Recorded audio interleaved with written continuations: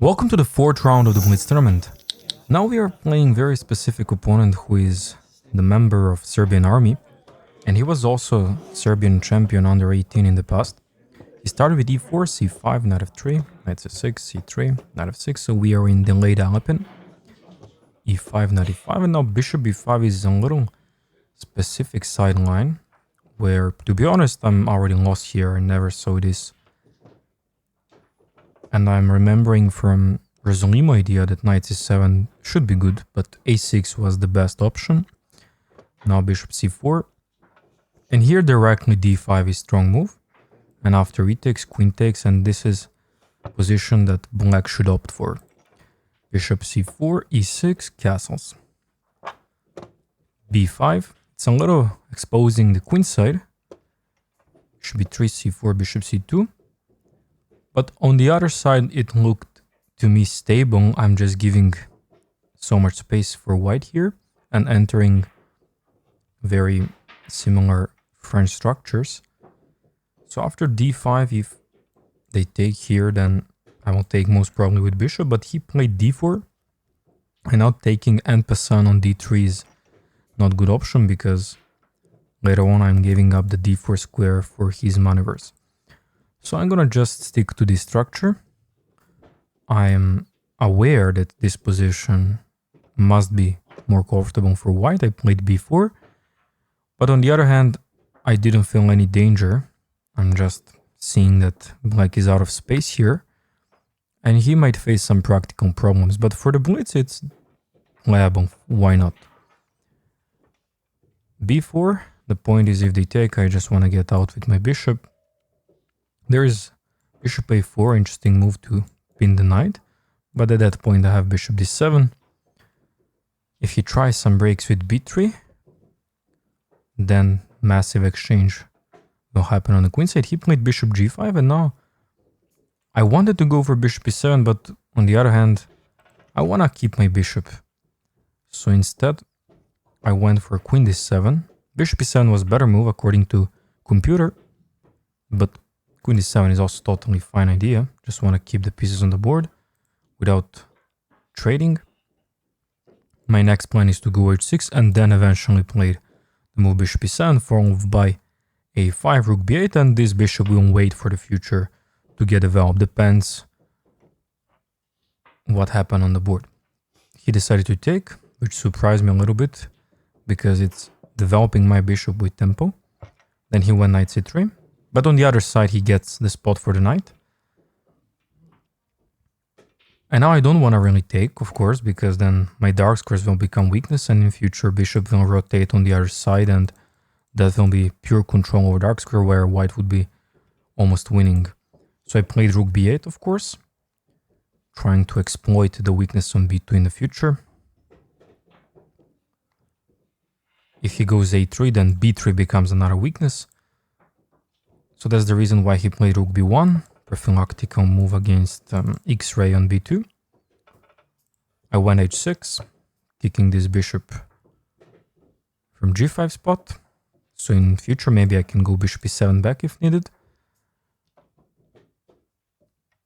So he did the right thing for the bishop, brought it on e3. Then I went a6. The point of a6 is to prepare knight b5, and in terms of trading, I want to correct my pawn structure.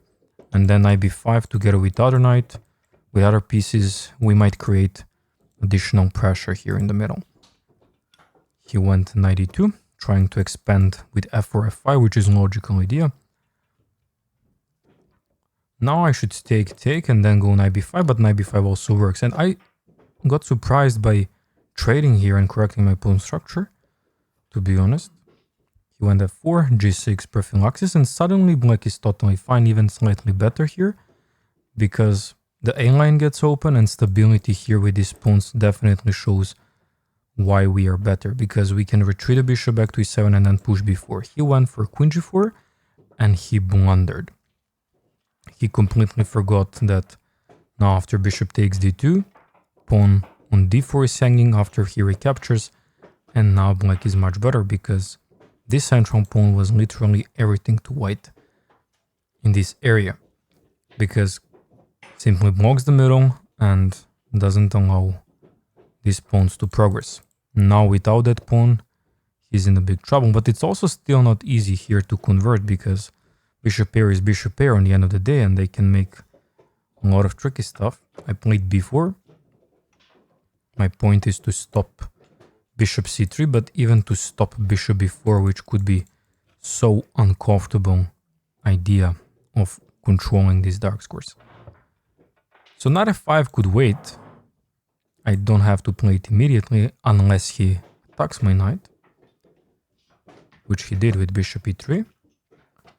And now he might infiltrate anyway, but at least he didn't block my pawn on b4. So I went knight f5, he went bishop c5. And now there is no danger here. This bishop is just hanging around and cannot stay on c5 forever. There is no protection. He might play a3 next to get control on the dark squares, and that's the reason why I played queen c6, directly targeting dark square bishop. And he doesn't have any other option, unfortunately. Expect bringing this bishop back on f2. He can try bishop a7, but that doesn't change much. So he brought a bishop on f2. And now I played bishop d7. He developed on c2, trying to take my knight. For some reason, the engine didn't like bishop d7, but I want quickly to get out with my pieces.